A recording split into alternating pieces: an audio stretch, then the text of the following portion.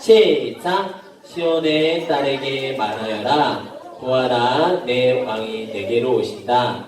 그는 겸손하여 당나귀를 탔는데 어린 당나귀 곧 나귀 새끼를 타고 오신다. 8절. 수많은 사람들이 자기 옷을 벗어 길에 깔았고 나뭇가지를 잘라 똑같이 했습니다.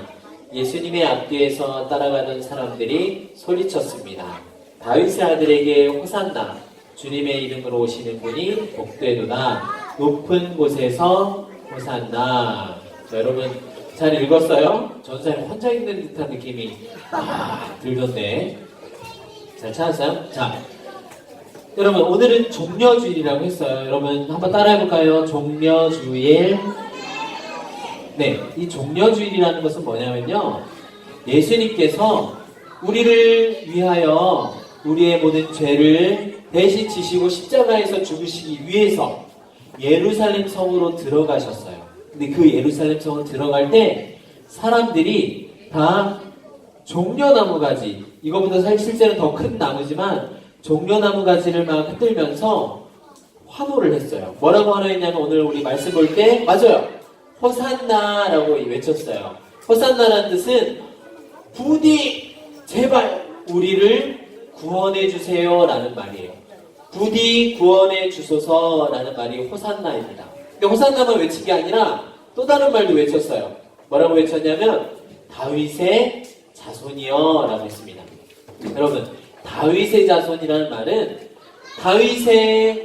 다윗이 구약에서 어떤 사람이었죠? 자, 1번 왕, 2번 선지자, 3번 제사장. 다윗은 누구였나요? 왕이었어요. 다윗, 제사장이라고 크게 외친 친구들 깜짝 놀랐어요. 다윗의 후손으로 오는 영원한 왕, 그 메시아를 가리켜서 다윗의 자손으로 오는 이여라고 외친 거예요. 그래서 예수님께 우리를 구원해 주세요, 다윗의 후손이여 라고 이 종려나무 가지를 흔들면서 왔습니다. 실제 이 종려나무 가지는 실제로 되게 커요. 이거는 그냥 모형이라 작아요. 이 종려나무는 하나님께서 우리와 함께 하셨던 이스라엘 솔로몬 성전의 기둥과 천장에 새겨져 있던 모양도 바로 이 종려나무 가지 모양이에요. 바로 하나님께서 우리와 함께 하신 것, 그리고 왕을 의미하는 게 바로 종려나무 이야기예요. 이 친구 질문이 있으면 이따가 마치고 해줄래요? 네, 고맙습니다. 자, 이 종려나무는 왕을 상징하고 두 번째, 하나님께서 우리를 위해 함께 하신다는 것을 이야기해 주는 거예요. 그런데 여러분, 전쟁에서 승리한 이 왕을 상징하는 종려나무를 막 흔드는데 예수님은 오늘 무엇을 타고 예루살렘으로 들어가셨나요? 맞아요, 나귀예요. 그런데 여러분, 예수님께서 전쟁에 승리한 왕이라면 요즘 시대면 전투기 같은 것도 좀 타고 아니면 뭐 탱크 이런 거 타면 멋있잖아요. 승리했으니까. 옛날이었으면 적어도 100마 정도는 타야 예쁠 것 같잖아요. 100마 탄 왕자처럼. 여러분 100마 탄 왕자 기다리나요? 그런 사람 별로 안 기다리죠? 실제 근데 예수님은 오늘 100마를 타신 것도 아니고 사람들이 막 업고 간 것도 아니고 뭘 타고 갔죠? 나귀. 그것도 나귀의 어린 나귀 새끼를 타고 예루살렘으로 들어가셨습니다. 왜 예수님께서 나귀를 타고 들어가셨을지, 그리고 그 나귀가 무엇을 의미하는지 오늘 짧게라도 같이 이야기를 나누려고 해요. 자, 우리 같이 말씀 한번 읽어볼까요? 시작! 시온에 따라 크게 기뻐할지어다. 예루살렘에 따라 즐거이 부를지어다. 보라, 내 왕이 내게 임하시나니 그는 공의로우시며 구원을 베푸시며 겸손하여서 나귀를 타시나니 나귀의 작은 것 곧 나귀 새끼니라. 이 말씀은 예수님이 오시기도 전에 자그마치 500년 전에 스가랴라는 선지자를 통해서 이미 하나님께서 예언하신 거예요. 예수님이 오늘 나귀 새끼를 타는 것은 우연히 타는 것이 아니라 하나님께서 이미 말씀하셨고 계획하신 대로 진짜 그 일이 이루어지는 거예요. 예수님이 하셨던 모든 일은 우연히 하는 것은 하나도 없어요.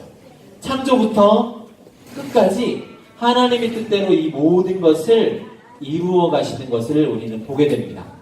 자, 예수님은 이제 어떤 분이시냐면 여기서 볼 때는 그는 구원을 베푸시는 왕이고 의로우신 왕이라고 했어요. 근데 그 왕이 여러분 여기서도 뭘 탄다고 해요? 나귀 새끼를 탄대요. 나귀 새끼를 탄대요. 너무 새끼에 크게 강조하면 좀 그러겠죠? 나귀 새끼에 탄대요.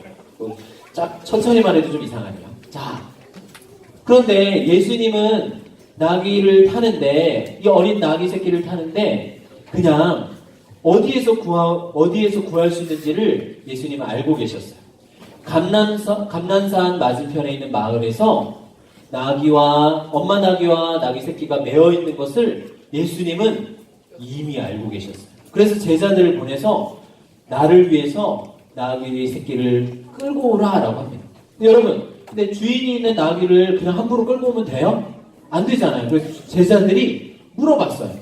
예수님, 혹시 주인이 이걸 어디에 쓴다라고 하면서 뭐라고 내가 대답하고 주인한테 이걸 빌려야 될까요? 하고 물어보니까 예수님이 하신 말씀은 주님께서 쓰시겠다고 이야기해라. 그러면 빌려줄 것이다. 라고 이야기하는 거예요. 예수님께서 쓰시겠다고 나귀를 빌려달라고 할 때 그 나귀 주인이 빌려줬을까요? 아니면 안 빌려줬을까요? 빌려줬어요. 만약에 여러분에게 예수님께서 연필 하나 빌려달라고 하면 빌려줄 거예요? 여러분에게 지우개 빌려달라고 하면 빌려줄 거예요? 그럼 옆에 있는 친구가 연필 빌려달라고 하면 어떨 거예요? 빌려줄 수 있어요? 맞아요. 잘한 거예요. 왜냐하면 작은 사람 하나에게 한 행동이 하나님에게 한 것과 같다라고 성경에서 말하고 있어요. 그래서 누구를 상대하든지 예수님이 마치 이걸 필요로 하는 것처럼 사랑을 베푸는 우리 친구들이 되면 좋을 것 같아요. 자, 예수님께서 이렇게 제자들을 보냈을 때 제자들도 그 주인에게 나귀 새끼를 끌고 오게 합니다. 예수님께서 쓰시겠다라고 했기 때문이에요.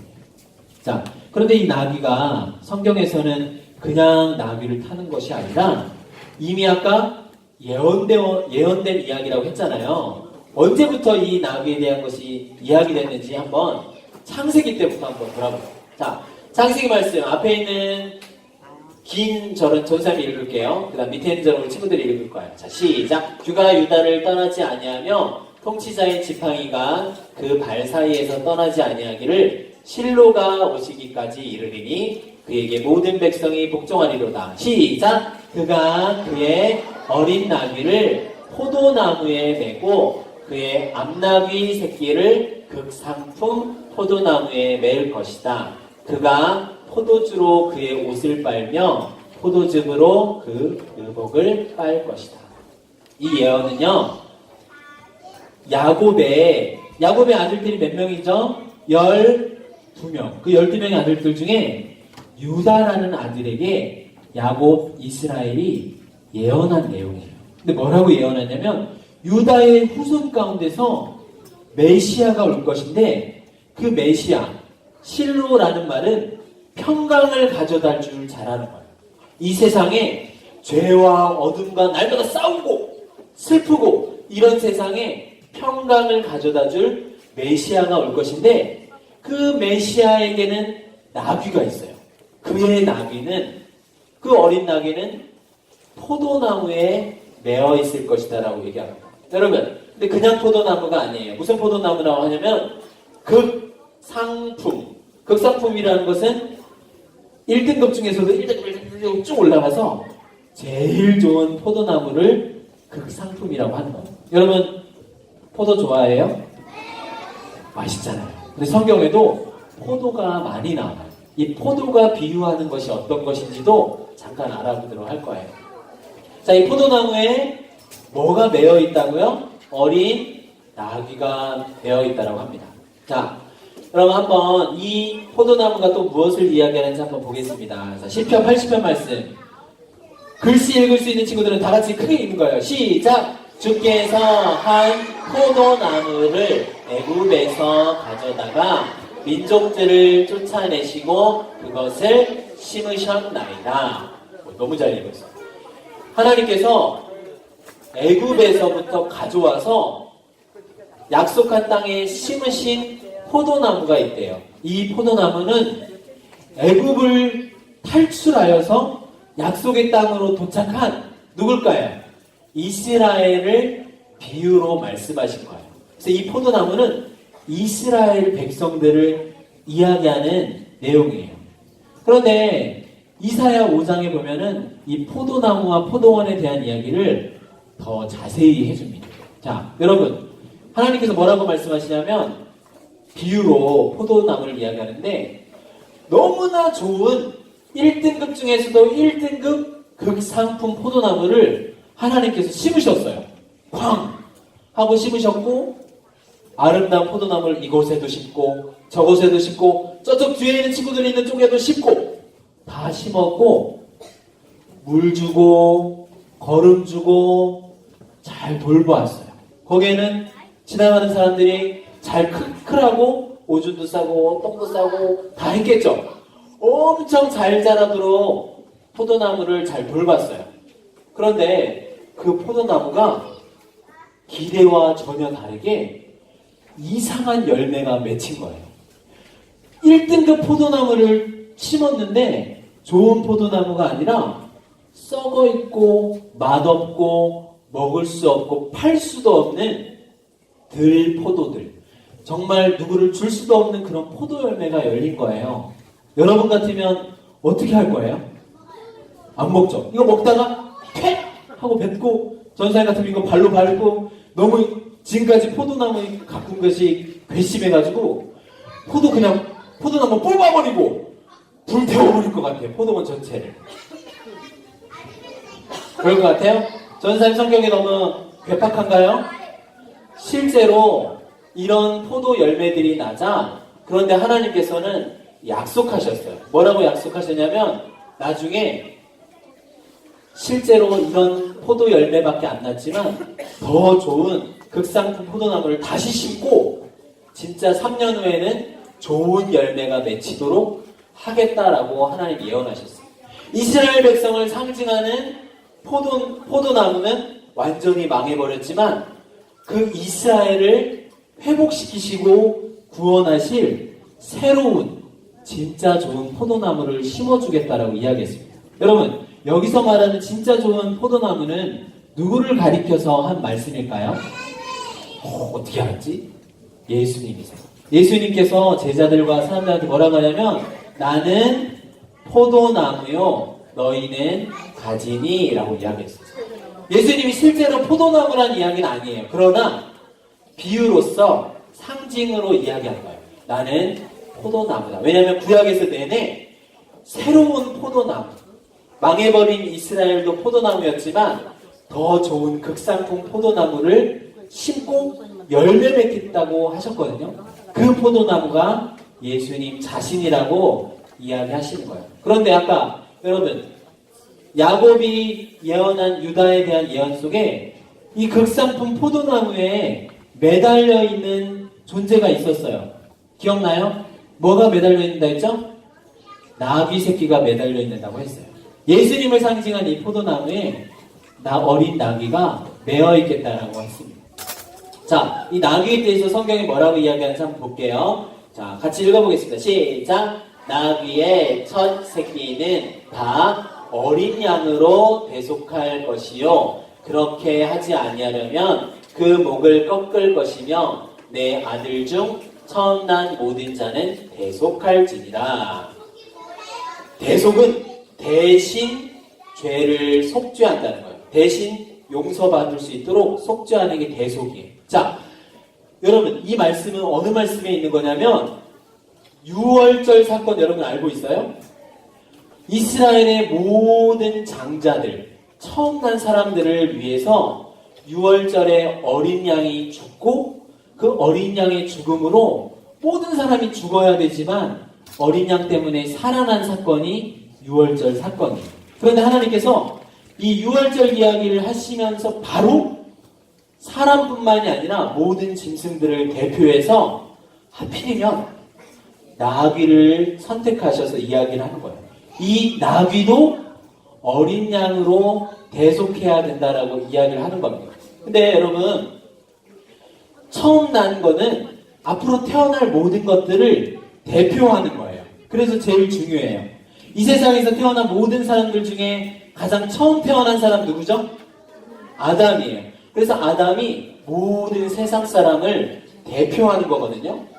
자, 이 나귀는 어린 양으로 대속하라는 성경 말씀을 우리 기억해 볼 때 유월절 사건을 한번 다시 볼까요? 유월절에 어린 양, 흠없는 어린 양을 잡아다가 그 피를 문 좌우와 위와 아래 다 발라서 그 피가 묻혀져 있는 집 안에 있는 사람들은 하나님의 심판 속에서 살았나요? 아니면 죽었나요? 모두 다 살았어요. 어린 양의 피 아래에 있는 사람들, 하나님을 믿고 그 어린 양의 피 가운데 있는 사람들은 모두 다 살 수가 있었어요. 그런데 사람뿐만이 아니라 짐승들, 더러운 짐승을 다 대표해서 나귀도 어린 양으로 속죄할 것이다 라고 이야기를 한 거예요. 왠지 어렵고 아리송한 이야기지만 한 번 더 들어봐요. 자, 근데 성경에서는 이 나귀를 불다라고 이야기합니다. 여러분, 나귀의 뜻이 뭐냐면 붉은 짐승을 이야기해요. 나귀란 이름 뜻 자체가 성경에서는 붉은 짐승이에요. 그런데 붉은 짐승이 나귀만 있는 게 아니에요. 어떤 짐승이 또 있을까요? 양? 아니에요. 짐승도 아니에요. 사실은 불다라고 하는 존재가 뭐냐면 헤이들 어떻게 알았어? 인간이에요. 사람을 성경에서도 불다라고 이야기해요. 왜 붉으냐면 우리 몸속에 피가 흐르죠.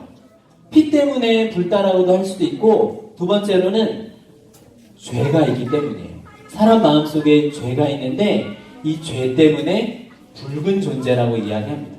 나귀를, 부정한 짐승 나귀도 붉은 짐승인데 사람도 나귀처럼 붉은 짐승이라고 부를 수 있는 거예요. 매우 좀 어렵죠. 그런데 이 나귀가 그냥 혼자 있는 것이 아니라 아까 이야기한 극상품 포도나무에 매어 있다고 이야기해요. 구원자, 이 세상을 평강을 줄 메시아가 오는데 그의 나귀가 그의 포도나무에 붙어 있겠다라고 이야기하는 거예요. 자, 우리 한번 마지막 말씀입니다. 한번 같이 읽어볼까요? 시작! 이튿날 요한이 예수께서 자기에게 나아오심을 보고 가로되 보라, 세상 죄를 지고 가는 하나님의 어린 양이로다. 그 나귀를 지금 타고 예루살렘에 들어가시는 예수님을 보고 요한은 예전에 뭐라고 얘기했냐면 세상에 있는 죄를 지고 가는 하나님의 어린 양이라고 해요. 아까 나귀는 무엇으로 대속하라고 했죠? 어린 양으로 대속하라고 했어요. 근데 그 나귀는 마치 사람처럼 붉은 짐승이에요. 마치 사람을 상징해서 이야기해 주는 게 나귀거든요. 온 세상에 있는 모든 죄를 다 지시고 그와 함께 매어서 우리를 구원하시기 위해 예루살렘 성으로 들어가시는 분, 그 예수님을 여러분은 보고 있나요?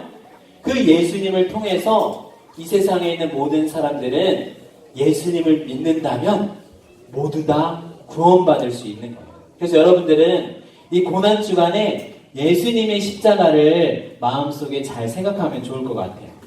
나귀보다도 더 붉고 어떤 세상에 있는 존재보다도 더 죄인된 우리 붉은 짐승 같은 우리가 어린 양이신 예수님을 통해서 깨끗해지고 구원받았다는 것을 성경에서는 말해주고 있어요. 그래서 하나님의 이 구원을 날마다 기뻐하고 사랑하는 그 사랑하는 허니비들 되면 좋겠습니다. 우리 같이 찬양하면서 말씀을 마칠게요. 여러분, 아름다우신 찬양 기억나요? 그 찬양 예전에 한 찬양이 있는데 함께 이것이 우리의 고백이 되면 좋겠어요. 예수님께서, 그 어린 양이신 예수님께서 붉은 짐승과 같은 우리의 죄를 지시고 우리와 하나 되어서 우리를 위해 구원하셨다는 그 마음을 함께 기뻐하며 찬양하면 좋겠습니다. 내 안에 주를 향한, 내 안에 주를 향한 이 노래, 영원한 노래 있으니 날 향한 주님의 크신 사랑, 날 향한 주님의 크신 사랑 영원히 찬양하리라. 십자가 그 사랑 찬양하리. 십자가 그 사랑 찬양하리. 날 구원하신 그 사랑 내 삶을 드려 찬양하리라. 내 삶을 드려 찬양하리라. 놀라우신 주의 사랑 영원히 찬양하리라. 영원히 찬양하리. 우리 두 손 들고 찬양할까요? 아름다우신 오 놀라우신 영원할 수 없는 사랑 오 위대하신 하나님의 사랑 영원히 찬양하리. 우리 가슴에 손을 한 번 더 하겠습니다. 아름다우신 오 놀라우신 영원할 수 없는 사랑 오 위대하신 하나님의 사랑 영원히 찬양하리. 그대로 우리 기도할게요. 하나님 아버지 감사합니다. 우리를 회복시키기 위해 이 땅에 오신 우주에서 가장 극상품 포도나무이신 예수님께 우리가 잘 매달려 있길 원합니다. 우리를 위하여 이 붉은 짐승과 같이 죄가 가득한 우리를 구원하시기 위해 어린 양으로 오신 예수님을 사랑하며 우리 친구들이 예수님을 기뻐하는 고난주간이 될 수 있도록 주님 축복하여 주시옵소서. 감사하며 예수님의 이름으로 기도합니다.